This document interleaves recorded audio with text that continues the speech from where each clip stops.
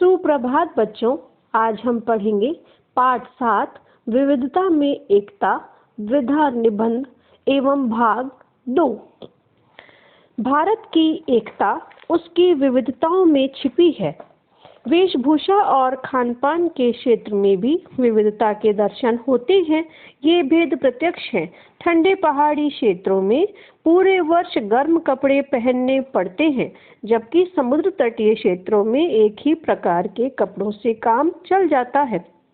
दक्षिण भारत के राज्यों में लुंगी पहनकर रहते हैं। सारे देश में खान पान का एक ही तरीका नहीं चलाया जा सकता। उदाहरण के लिए, यदि हम रोटी और उड़द की दाल अथवा रोटी मांस को राष्ट्रीय भोजन बना दें, तो पंजाब के लोग तो मजे में रहेंगे, पर बिहार और बंगाल के लोगों का बुरा हाल हो जाएगा। विविधता का एक अन्य प्रमुख लक्षण है भाषा। भारत में अनेक भाषाओं का प्रयोग किया जाता है। उत्तर भारत में हिंदी की प्रमुखता है, तो दक्षिण में तमिल, तेलुगु, कन्नड़ और मलयालम का प्रयोग होता है। भारत में अंग्रेजी, संस्कृत, उर्दू, पंजाबी आदि भाषाएं भी काफ़ी लोगों द्वारा प्रयुक्त होती हैं। मातृभाषा, राष्ट्रभाषा, राजभाषा को लेकर भी विविध विचार हैं। भारत की राष्ट्रभाषा हिंदी है। दक्षिण भारत में कभी कभी हिंदी के विरोध के स्वर उठते रहते हैं। भाषा भेद की समस्या हमारी राष्ट्रीय एकता में एक बड़ी बाधा है। विज्ञान के विविध आविष्कारों के परिणाम स्वरूप प्राकृतिक बाधाओं पर किसी हद तक विजय प्राप्त की जा चुकी है।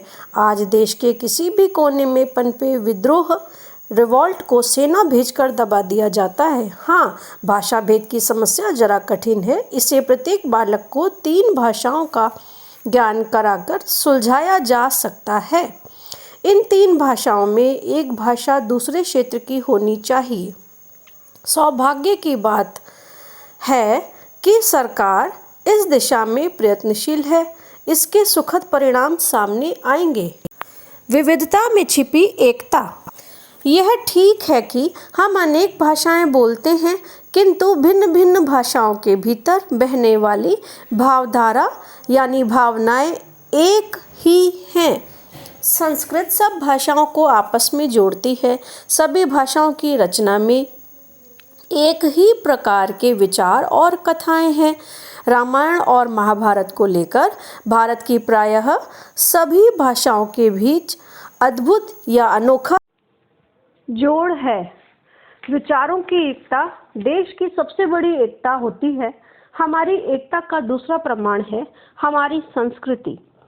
सांस्कृतिक विशेषता से देश के प्रत्येक निवासी की चाल ढाल, बातचीत, रहन सहन, खान पान और तौर तरीकों में समानता दिखाई देती है।